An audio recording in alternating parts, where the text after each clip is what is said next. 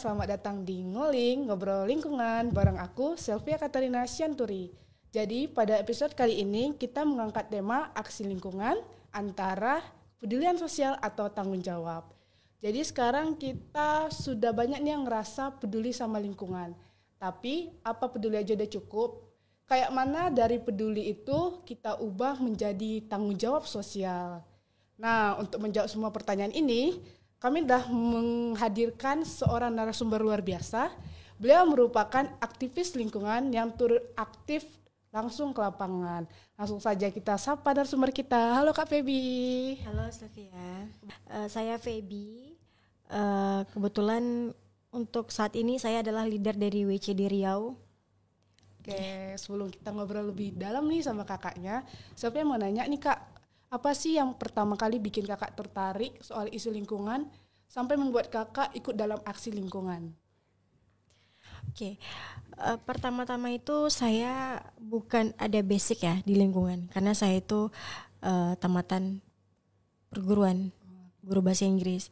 Nah, sejalannya waktu saya ikut kegiatan-kegiatan volunteer, terus lebihnya itu memilih ke divisi pendidikan.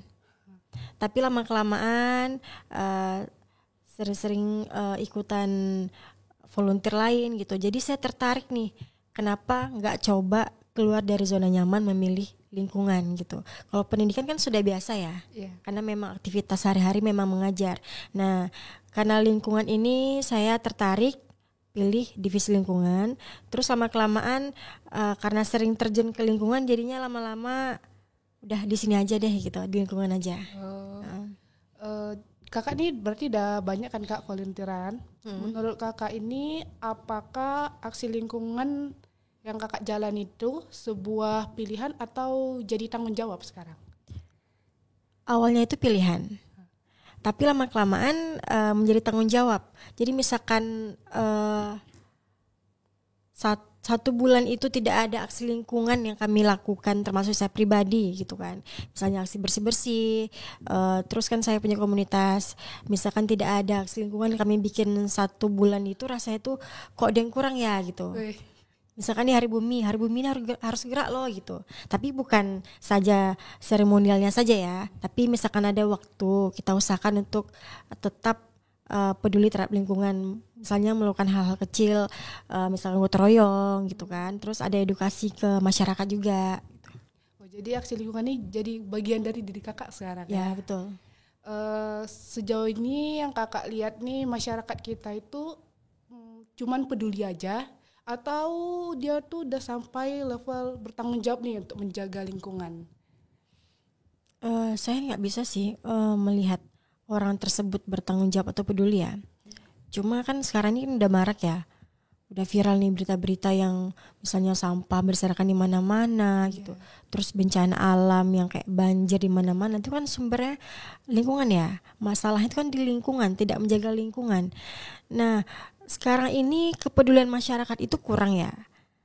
Mereka tuh lebih banyak ke protes. Ini dampaknya loh gitu. Tapi mereka tuh nggak sadar dampak mereka itu adalah hasil dari ketidakpedulian mereka terhadap lingkungan. Jadi mereka itu kayak seperti menyalahkan pemerintah, instansi yang terkait, terus nanti memviralkan berita itu di mana-mana. Jadi seolah pemerintah yang salah. Padahal nih kewajiban untuk menjaga lingkungan itu adalah bukan dari pemerintah. Pemerintah tuh malahan mewadahi loh gitu. Kalau misalkan kita, terus mahasiswa-mahasiswa, pemuda-pemuda itu peduli lingkungan, mereka tuh malahan mendukung gitu. Benar-benar. Orang sekarang nih banyak nyalahin pemerintah nggak gini. Sebenarnya terkadang kita tuh udah difasilitasi, tapi kita kayak nggak menggunakan fasilitas sebagaimana mestinya. Dari bikin nih tong sampah 3 warna nih, tapi untuk yang hijau dimasukin juga plastik. Sayang ya. Boleh dong Kak diceritain nih, kakak kan udah aktivis lingkungan yang merasa kalau aksi lingkungan tuh sudah bagian dari dirinya. Apa aja sih Kak kegiatan-kegiatan atau aksi-aksi yang udah pernah kakak lakukan? Baru menurut kakak apa aja sih dampaknya di tempat kakak melakukan aksi itu? Mungkin waktu itu perdana itu aksi bersih-bersih di rumah Tuan Kadi, terus penanaman bibit pohon juga ya di Rumbai. Nah itu aksinya bersih-bersih sungai,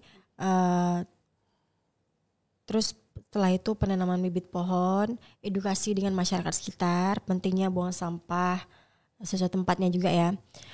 Itu mungkin kalau mungkin satu kali kita melakukan kegiatan itu mungkin tidak nampak dampaknya gitu bagi masyarakat sekitar, malah mereka melihat ini apa gitu kan, ngapa acara di sini, acara apa ini gitu. Tapi kalau misalkan udah berkali-kali, itulah gunanya komunitas. Komunitas itu kalau kita hadir di masyarakat, mereka menanyakan ini dari mana. Oh, misalkan ini dari teknik lingkungan Undri, oh lingkungan ya gitu. Pasti mereka itu ada apa ya? Pola pikir seperti ini. Oh ini mereka nih anak Undri, anak teknik lingkungan. Kita bisa nih mengadukan atau kita bisa nih mengasih saran nih sama mereka gitu. Bagaimana untuk lingkungan kita maksud itu bagaimana untuk lingkungan sekitar kita, baiknya gimana gitu kan? Ya. Tapi kalau misalkan kita hanya aksi sekali gitu kan, orang tidak tahu kan. Kebanyakan sekarang ini kan FOMO ya. Oh iya. Yang ini bikin acara, kita juga harus bikin acara. Ya gitu. Kebanyakan sekarang gitu sih. Dengan banyaknya organisasi sosial ini nih kan Kak, yang Kakak bilang ada yang FOMO, ada yang enggak. Mereka itu sebenarnya bisa enggak jadi motor penggerak aksi lingkungan kita, tapi yang langsung berdampak gitu? Sebenarnya FOMO itu bagus sih dampaknya. Semua hal itu terbiasa karena dibiasakan. Iya. Misalnya nih kita nih di depan teman-teman kita jarang ibadah nih kan. Misalkan kita nih lagi nggak sama teman-teman kita jarang ibadah. Terus kalau lagi sama teman-teman kita malu nih nggak ibadah. Lama kelamaan kita pasti ibadah gitu kan. Iya. Terus karena sama teman-teman terus otomatis kita udahlah aku ibadah gitu kan. Gak malu nih nggak ibadah sama teman gitu kan. Teman-teman lain ibadah. Sama seperti halnya gitu lingkungan. Misalnya ini teman-teman kita buang sampah di tempatnya. Terus kita buang sampah sembarangan, malu gak kita? Otomatis kita kan karena terbiasa lingkungan kita seperti itu, kita ngikut jadinya gitu. Jadi FOMO itu sebenarnya gak apa-apa. Cuma apa ya? Ada yang FOMO itu mereka itu cuma sekedar di niatnya tuh ya cuma untuk branding atau validasi diri ya. Oh iya. Ada seperti itu. Ada juga yang ikut-ikut teman, tapi lama kelamaan nyaman dia kayak kakak nih. Dulu kan pendidikan, terus lama kelamaan karena nyaman lingkungan, sekarang stay di lingkungan gitu. Menurut kakak nih, aksi kakak di masyarakat nih kan udah banyak nih kan Kak. Pasti banyak respon masyarakat. Ada yang oke, ini bagus, ada juga yang menolak. Ada nggak Kak aksi-aksi yang nggak keduga sama kakak? Respon-respon yang gak keduga. Ada sih banyak ya Kak. Kayak kami bikin aksi lingkungan di Sungai Batak Sail ya. Nah itu kami kan minta izin ya sama RT RW sebelum melakukan kegiatan. Kami datang gitu RT RW-nya. Tapi mereka itu bilang ini dari mana gitu, dari komunitas lingkungan. Jadi kami gak spill nama komunitas kan. Oh acaranya acara apa nih kata gitu. Aksi bersih-bersih lingkungan Pak, bisa nggak Pak cari masa, maksud itu warga sekitar. Jadi setidaknya nih kami bersih-bersih lingkungan, kami juga ada edukasi nih untuk masyarakat sekitar. Karena kan ini warga Bapak nih, baiknya Bapak siap menggerakkan gitu kan. Nanti jangan tiba-tiba pas kami di hari H, kami datang nih, mereka tuh ini apa gitu kan, nggak ada respon mereka. Jadi bisa lah Pak di spill dulu kegiatan kami nih Pak, ini lumayan loh Pak, kalau misalkan ini viral Pak, ini pasti jadi sorot pemerintah. Itu kan karena pemerintah nggak tahu nih kebutuhan di lapangan itu apa gitu, tapi kalau kita viralkan tuh Pak kita bisa naikkan ke sini ke atas gitu, bisa lah pemerintah untuk menyorot permasalahan ini. Tapi dari pihak RT RW itu kurang respon gitu. Ya udahlah kata gitu, seberapa yang hadir aja ya gitu kan. Jadi mereka kurang respon gitu, kayak kurang ya warga yang hadir tuh memang warga-warga yang terdampak dari lingkungan tersebut aja. Oh yang terdampak, padahal yang Iya. terdampak ini belum tentu yang melakukan ya. Iya betul. Oh, ya. Jadi gimana tuh Kak solusinya jadinya?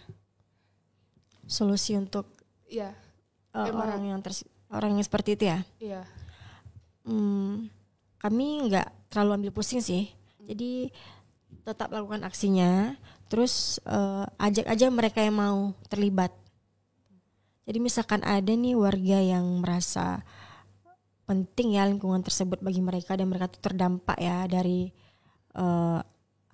lingkungan tersebut itu, ya udah kita ajak aja mereka yang mau gitu. Dari kegiatan itu tuh pemerintah ada nggak Kak jadinya turun tangan atau buat kebijakan baru nih? Ada Apa kebijakannya? DLHK waktu itu. Kami kaduin ke DLHK Pekanbaru ya, waktu itu masih Pak Hendra Friadi kadisnya.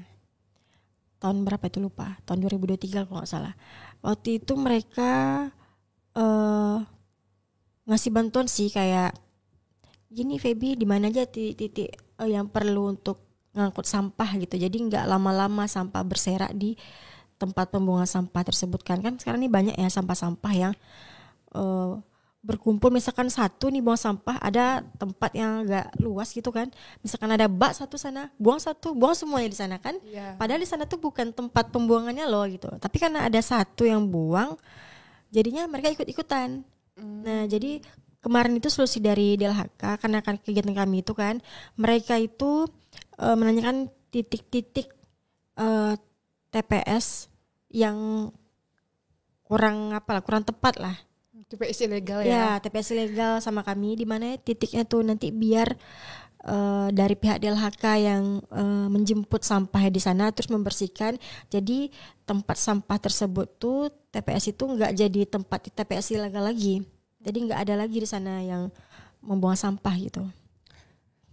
Kita beralih dari si Sungai Sail nih, kita ke peran pemuda dari kakak gen milenial ya sampai gen apa alfa sekarang. Ada nggak menurut kakak perubahan sikap atau pola pikir yang kakak lihat nih tentang lingkungan? Kayak mungkin waktu di tempat waktu gen kakak nih emang merasa lingkungan ini harus dijaga, itu tanggung jawab kita. Tiba-tiba ke gen alfa nih udah itu kan masalah pemerintah bukan masalah kita. Ada nggak kak perubahan pola pikirnya? Ada sih. Waktu zaman kakak mungkin kakak nggak terlalu masuk ke dalam isu-isu lingkungan ya. Tapi kalau pribadi sih kalau untuk buang sampah sembarangan tuh kurang gitu. Memang dari dulu tuh memang kakak pakai tote bag, tumbler gitu kan. Tapi kalau zaman sekarang ini kayaknya gen alpha ya. Ya udah sampai gen alpha. Nah, yang tahun 2000-an ya sosial kalian kan itu malah menyalahkan pemerintah. Semua salahnya disalahkan ke pemerintah tentang lingkungan ini. Kayak kurang ini tong sampah di mana-mana nggak ada gitu kan. Padahal nih tong sampah sudah disediakan malah dicuri gitu kan. Nanti diperbaiki bangunan ini malah dirusak. Ya, dirusak, dijual kayak tugu-tugu lah yang dibikin kan. Kan itu diambil, dicuri semua sama maling kan. Nah itu nanti disalahkan pemerintah lagi gitu kan. Terus kayak jalan nih berlobang, mungkin iya pemerintah salah, mungkin pemerintah itu sebenarnya nggak cuma ngurusin satu titik loh gitu. Tentu mereka tuh mengumpulkan dulu nih titik mana, terus disurvei, barulah mereka mengerjakan gitu. Tapi kan kalau pola pikir dari mahasiswa sekarang ini kan, ini pemerintah nih terus demo lagi nanti kan. Sebenarnya bagus sih demo untuk biar pemerintah itu bergerak gitu kan, untuk lebih peduli lah sama masalah di khususnya itu Kota Pekanbaru. Cuma kayak di sosial media kayak di Instagram itu kan janganlah sampai kayak berkata-kata kotor gitu kan. Malahan orang yang berkata kotor nih udah beres belum tentang lingkungannya, udah benar belum gitu kan. Jangan-jangan dia cuma head comment rupanya nggak melakukan ya. Iya betul, kebanyakan gitu. Bagusnya sih dari diri sendiri dulu lah gitu. Sejauh kakak ini kan banyak aksi lingkungan, pasti banyak kolaborasinya nih kak. Iya. Kayak mana kakak lihat peran kolaborasi antara aktivis, masyarakat, pihak swasta dengan pemerintah itu dalam mengatasi permasalahan lingkungan kita yang makin parah nih?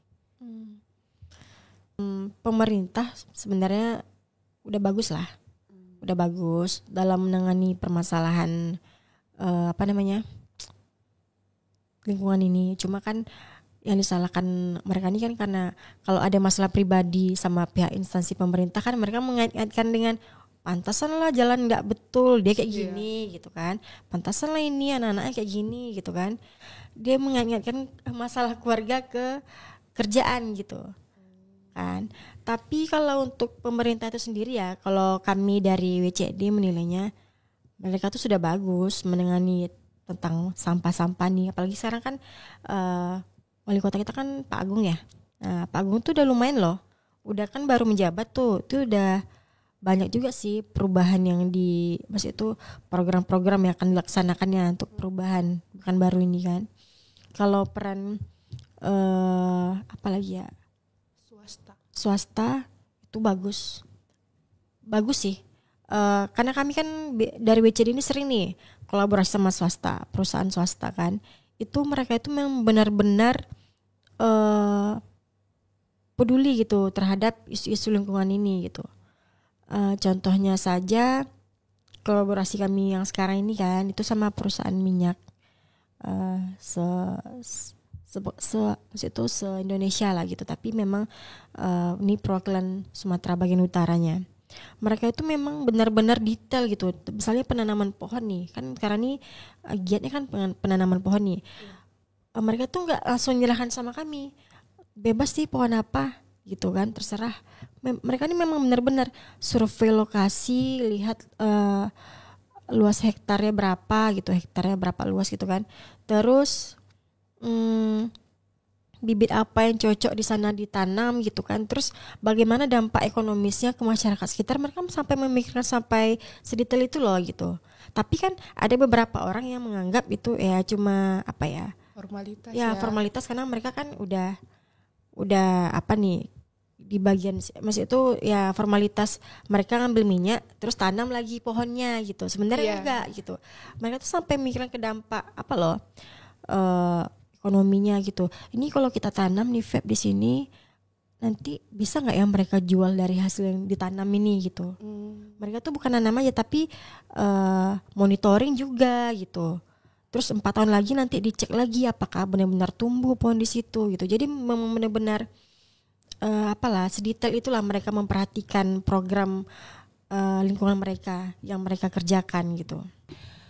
Kan kakak bilang media sosial sekarang anak-anak zaman sekarang nih malah membuat media sosial itu untuk hate comment kan? Iya betul. Ada nggak kakak lihat peran media sosial ini ke arah yang lebih positif gitu? Kayak dia kayak mengkampanyekan nih jaga lingkungan gini, itu ada nggak pengaruhnya atau emang itu diabaikan sebenarnya? Sebenarnya banyak sih media sosial tuh yang sebenarnya membangun jadinya kepedulian kita terhadap lingkungan ya. Udah banyak sih sekarang ini, udah termasuk dampak positifnya udah dirasakan lah gitu. Jadi kebanyakan sekarang ini mahasiswa-mahasiswa terus Gen Alpha itu udah mulai peduli lah terhadap isu-isu lingkungan sekarang ini kan. Dan sekarang ini udah karena dari awal FOMO tadi itu jadi terbiasa mereka gitu. Apa harapan kakak untuk masa depan aksi lingkungan di Indonesia ini? Mungkin kita nggak Indonesia dulu ya bahasnya. Riau dulu ya. Cukup Riau dulu aja. Semoga makin banyak lah komunitas-komunitas lingkungan yang benar-benar melakukan aksi nyata. Jadi bukan hanya sekedar kayak ngobrol-ngobrol lingkungan aja gitu kan, terus bahas ini bahas itu terus nyalahin ini itu. Kenapa kita nggak aksi langsung terjun ke lapangan gitu? Kalau misalkan kurang nih, misalnya kita butuh ini butuh itu, kenapa nggak minta ke pemerintah gitu? Ada kebanyakan pemerintah itu nggak mau ya, misalkan iya ada anak kuliah nih majuin proposal nih untuk melakukan kegiatan lingkungan. Sebenarnya mereka itu nggak mau itu, kenapa? Bukan nggak mau sih, lebih mensurvei dulu lah gitu. Kita tuh udah bikin aksi belum sebelum kita tuh mengajukan proposal ke mereka gitu, mengajukan ide-ide kita ke mereka. Kalau kita mungkin udah melakukan kegiatan sebelumnya, mereka tuh bisa lihat, oh mereka ini memang bagus loh gitu kan. Mereka ini memang bergerak loh sendiri gitu. Nggak harus melibatkan pemerintah gitu kan. Malah nanti pemerintah tuh memang lebih suka masyarakat yang seperti itu. Khususnya mahasiswa ya. Karena kan masalah di Pekanbaru ini khususnya lingkungan itu kan datangnya sebenarnya dari mahasiswa, dari komentar mahasiswa gitu kan. Misalnya masalah ya politik, lingkungan itu semua sebenarnya kan mahasiswa sebagai wadah untuk menyampaikan aspirasi masyarakat ya. Jika hanya ada satu pesan nih Kak yang Kakak sampaikan untuk pemuda-pemuda serta mahasiswa yang ada di Riau aja dulu. Apa sih pesan yang mau Kakak sampaikan ke kita-kita ini? Tetaplah menjaga dan peduli terhadap lingkungan. Jangan pernah mati sebelum melakukan aksi-aksi lingkungan ya. Yang berdampak positif lah. Oke Kak, untuk yang terakhir, pertanyaan terakhir nih Kak. Bagaimana Kakak mendefinisikan tanggung jawab sosial terhadap lingkungan? Tanggung jawab sosial terhadap lingkungan kayaknya ini. Kita kan sebagai makhluk sosial ya. Terus kita berdampingan hidup dengan orang lain juga. Apa yang kita kerjakan ini pasti berdampak terhadap orang lain. Maka dari itu kalau bisa apapun yang kita kerjakan, khususnya aksi-aksi lingkungan yang kita kerjakan atau tindakan-tindakan yang bisa berdampak baik ke orang lain kerjakan. Tapi misalkan itu berdampak buruk kepada orang lain, cobalah dikurangi dulu. Jangan ditiadakan dulu. Berharap bisa dikurangi lama-kelamaan, jadi tidak ada sama sekali aksi-aksi jelek atau buruk yang kita kerjakan untuk merusak lingkungan. Oke, terima kasih Kak Feby atas waktu dan wawasannya yang luar biasa ya dari seorang aktivis lingkungan yang turut serta langsung ke lapangan. Jadi dari obrolan kita hari ini kita bisa merubah pola pikir kita nih dari yang awalnya merasa peduli jadi peduli dan bertanggung jawab. Oke, untuk kamu yang sedang mendengar podcast pada saat ini, ingat, perubahan besar itu dimulai dari langkah kecil dan langkah kecil itu dimulai dari diri kamu dan pada hari ini juga. Saya Selvia Katarina Sianturi, pamit undur diri. Sampai jumpa di podcast selanjutnya. Bye-bye.